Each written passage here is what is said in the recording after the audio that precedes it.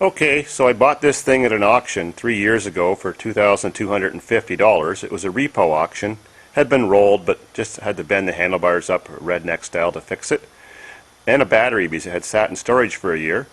And 3 years later I haven't changed the oil, I haven't changed the brakes. All I've done is adjust the sprocket. And now the wheel bearings are bad. Front wheel bearings, rear wheel bearings. So I haven't done one on this kind of quad before, so not much of a learning experience for me, because I've never actually owned a quad before this one, but I have fixed other people's quads. So let's see how to do it.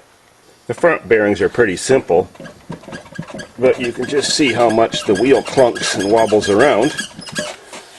So that's no big deal. That's what they look like. There's the rear bearings and seals we'll be putting in a minute.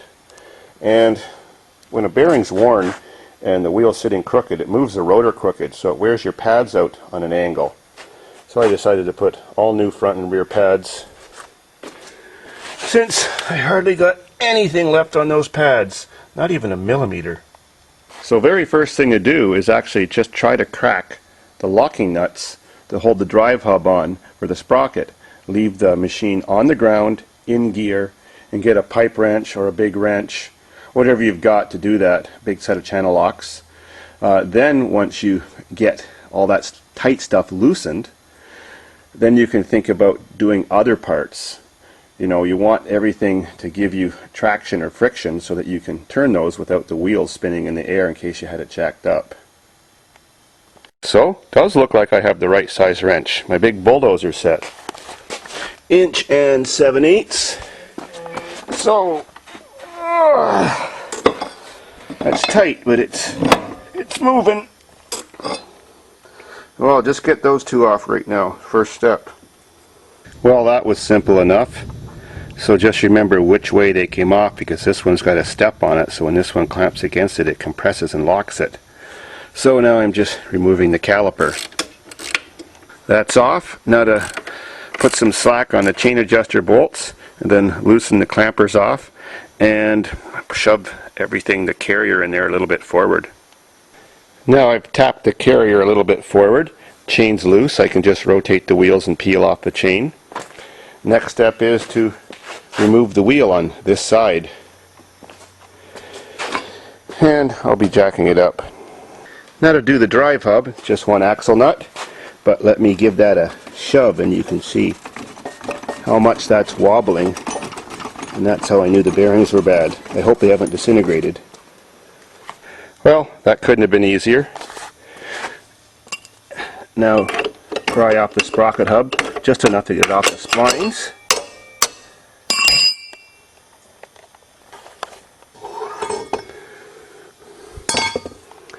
And if I tap it here, I think the whole axle should just pop right out. I don't even have to take off that wheel. I hope. And that's working real well. I just walked around the other side, gave her a tug, and she came right out. Good thing it wasn't rusty in there, but judging by the color of the grease, the reason my bearings went bad is because the seals failed and water got in, and you can see how orange they are between the seals and the bearing. Now I'm going to check if there's any locking clips once I pop those seals out before I try to knock the bearings out. To get the seals out, just stick a big screwdriver in there and pry. Simple as that. I don't see any locking clips, so that means it could be real easy. Now for the other side. Now there's a bearing spacing collar in there, and you can move it to one side, it sort of floats around. Now I'm going to get the end of a bolt with a nice flat end and put it against that edge and hit it with a hammer, and hopefully it knocks out the other bearing. And then to get out this bearing, I just put a big socket in, hit that spacing thing, and knock this bearing out. I actually just found an easier way to get these out. I just took a extension off my 1/2-inch drive with a socket on it, shoved it through the hole, pushed down that little collar till I could catch the lip of the bearing, and just give it a few taps and she jumped right out. Now for the other side.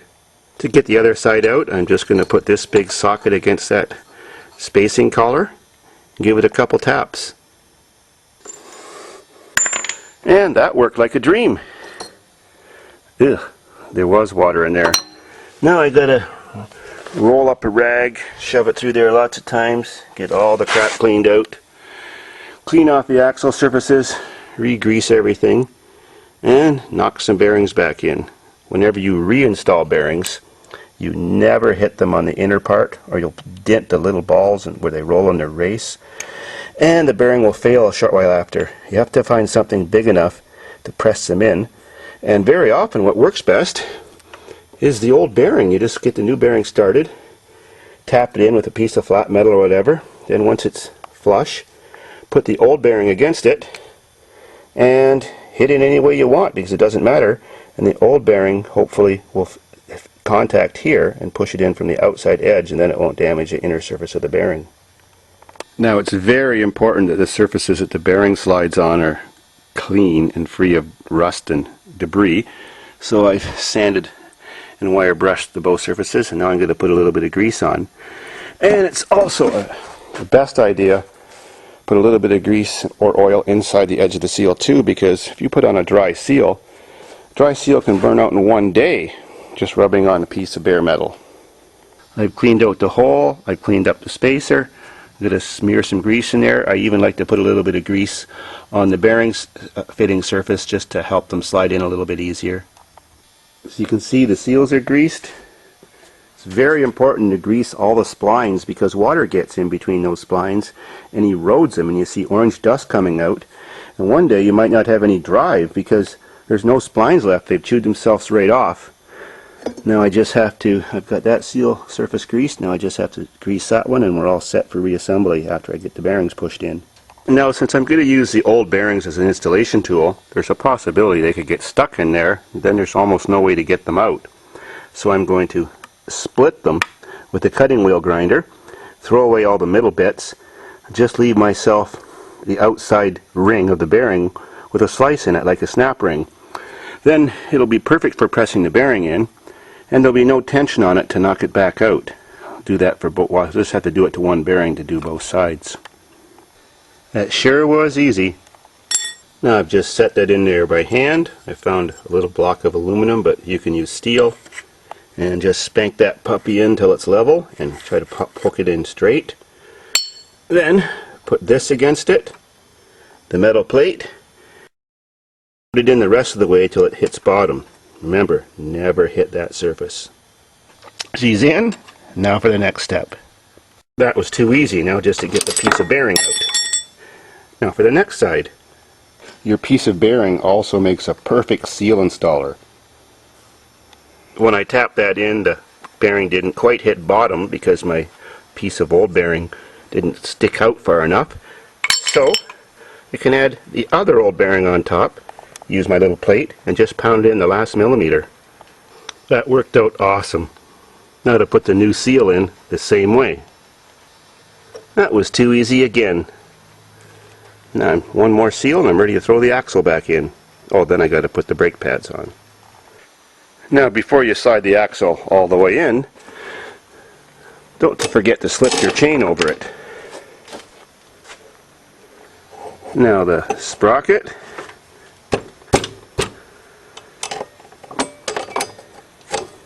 Peel the chain on, just rotate the wheel. That's done.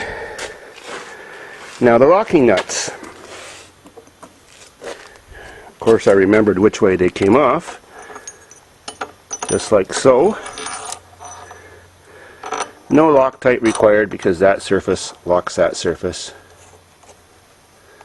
Now tighten this nut down, but not incredibly tight, just ordinary tightness. Then bring this one to tighten up against it. And when you get both wheels on the ground, you get one wrench to hold this and the other one to turn this, and tighten them up against each other.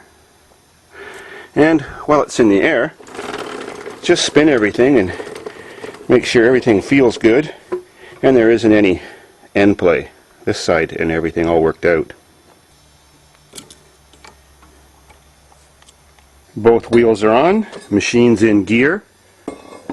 Now just to lock this collar against the other nut, and then adjust those two little 12 millimeters to set the chain tension. I adjusted those evenly, Get the right chain tension. Now to tighten down all the clevis bolts on the carrier.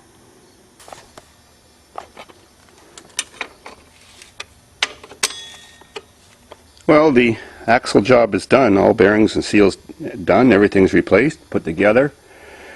And although I don't have any beers beside me, it was not even a 2-beer job. So now for the brakes. So I have to bend over the little locking tabs on the retainer pins, unscrew those, and go to the next step.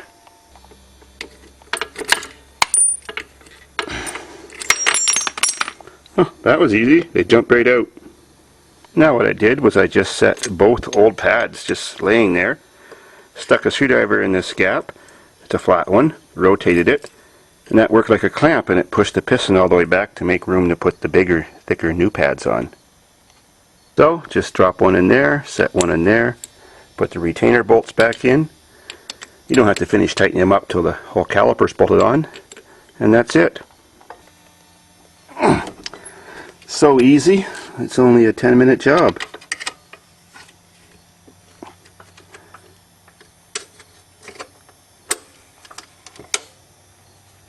Now for the front wheels, bearings and brakes. Oh, that's bad. All those damn tubers driving my stuff. They don't give a shit.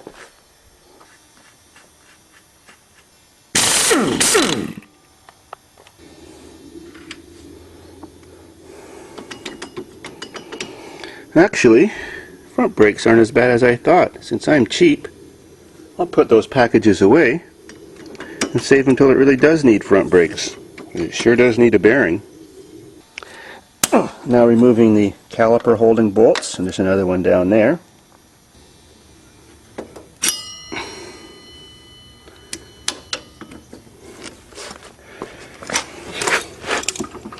Oh, I guess I'll have to tap that with a hammer.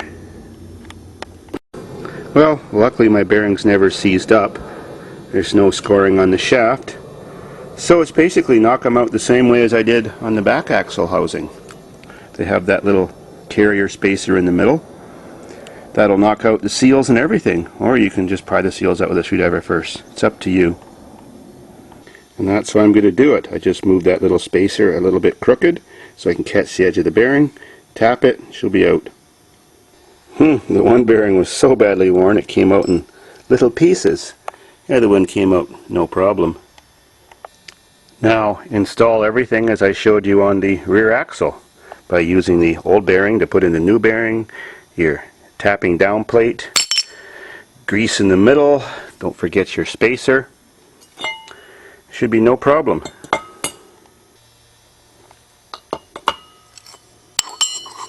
And tap it in. Because these bearings aren't very big, I can actually knock them in just with sockets, because sockets touch the outside edge and not the middle. That's the one I use to do the other side with. Now the seals, you can just push those in with a socket too. Some grease, as I mentioned before.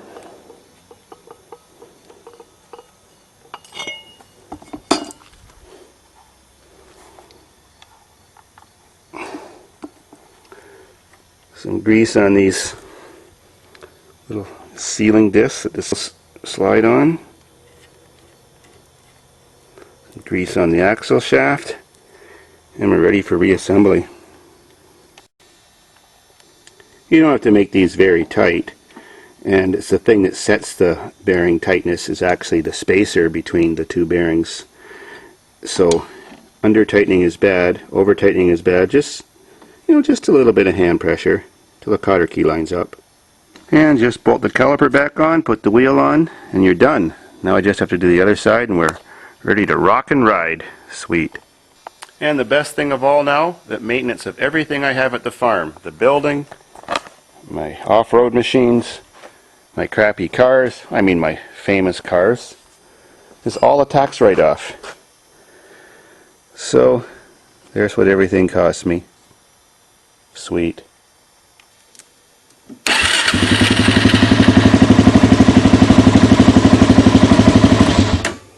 All said and done, it was about a 4-beer job, all 4 wheels.